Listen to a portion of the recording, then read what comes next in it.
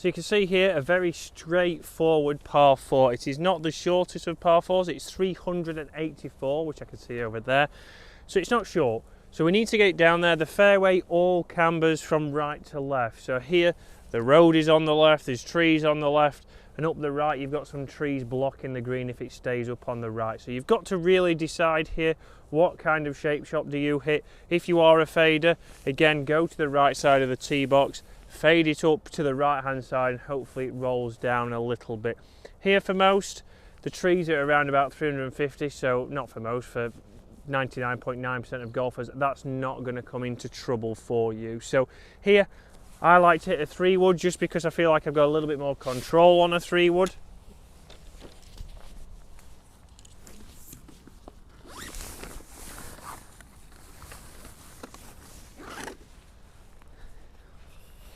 So 3-wood for me, I feel like I can shape it a little bit better than my driver, a little bit more consistently. So I'm going to favour the right hand side of the tee. I'm going to go a little bit further to the right.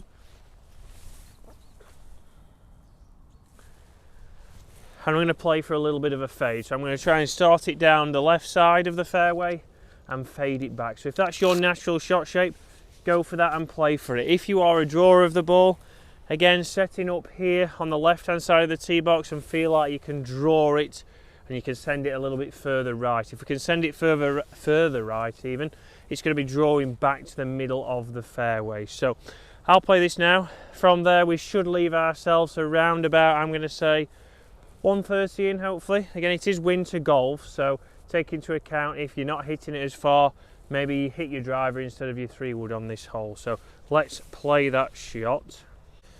So I'll play this one now. As usual, I've done a vigorous warm-up of having a coffee before I came down, so I'm more optimistic on this one than I'm expecting anything. So aim it down the left-hand side. So here what I like to do is set the face first and then build your stance. So what I see with a lot of amateurs, they start to shuffle around and it's not consistent. And then from here, we'll pull the trigger.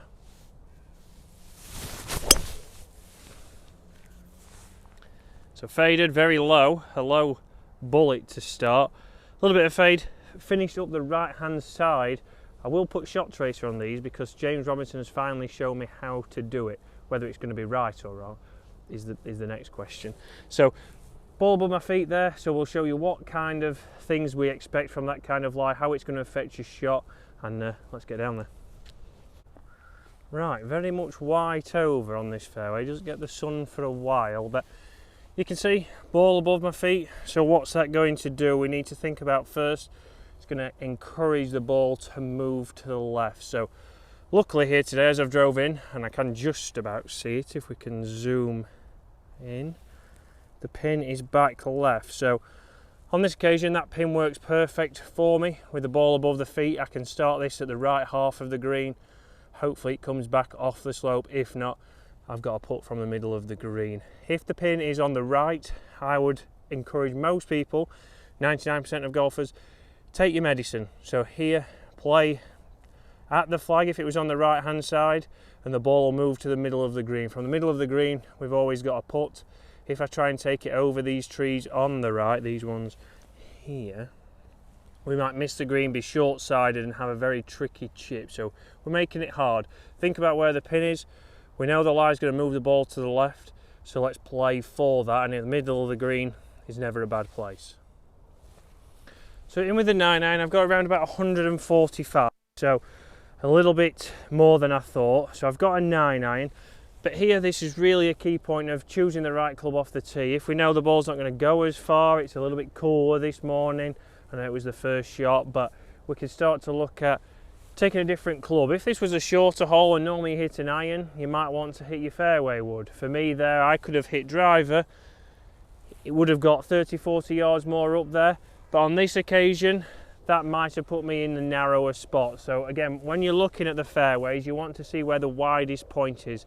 If we can hit the widest point of the fairway, which is missing any kind of trouble, we've got a better chance of hitting the fairway to start with, and then it should be easier to get a better strike and get onto the green and have more control. So like I said here, same on the tee, I'm going to aim my club just right half of the green, make a normal swing, and this should move back towards the flag.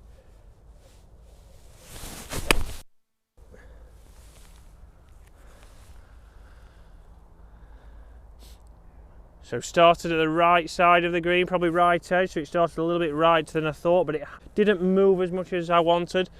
But that's the place to miss, the right side, like I said, the middle of the green or right, we've got a chip all the way across the green. If I'd have gone towards the flag, I might have left myself in the bunker, short-sided. I start to add needless shots onto my score. So playing for the safe side here, the pin's on the left, I've took that into account. I now should be able to make a routine, famous last words, a routine par. So it really shows how good my eyes are at this time in the morning, or just my eyes in general. To me it looked like it came down and bounced onto the green, but evidently not. So like I said back on the fairway, I've missed in the right place. So if you do miss the green, it's essential for you to score better. If you are going to missing on the right side of the hole. So here, the pin's on the left, I've got a lot of green to work with. If I was short and I was in the bunker, like I said, it'd be a very tricky shot, short-sided. I'd put in a lot of pressure on my short game. Here, we've got a lot of green to work with, and when you're playing here in the winter, you can see the greens have been cut this morning. What are the greens feeling like? Are they feeling firm? Do they feel like they've still got a little bit of frost like we have this morning? And then you can judge how far you need to land this ball on. So here for me, I'm going to go with a 56. Get rid of some of the frost for the guys. Back of the stance, shafted to normal angle.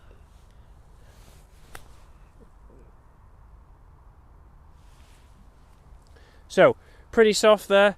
Balls landed very soft on the green, it wasn't too firm underfoot. I didn't count for enough break, so we've left ourselves a 3 or 4 footer, but a very easy motion there, a very easy shot to play in the circumstances. I'm able to just get that down there running, and if I'd have read it a little bit better, we'd have had a chance of going in. So that's one thing that you can take out of that, is when you are chipping on those ones, take your time, start to read the greens, you know, take into account a little bit more time on reading those, so we've got a better chance of holing out.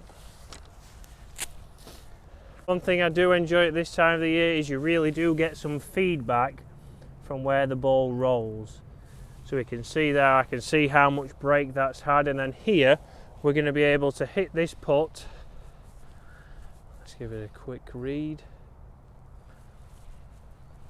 We're going to be able to hit this putt and see some feedback. So although a lot of people say, well, it slows down the golf ball because it's a little bit wet on the green, there's not a lot we can do about that, but it's a good time to learn of when you hit a putt, why you might have missed, or was it a good putt, did it start on line, and give yourself some good feedback.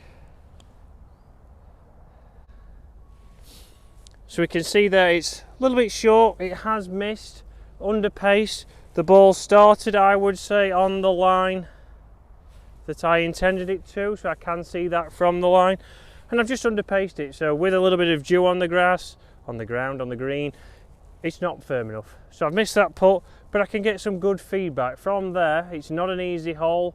It is the first hole of the morning. I'm making the traditional golfer's excuse here, but we made a bogey.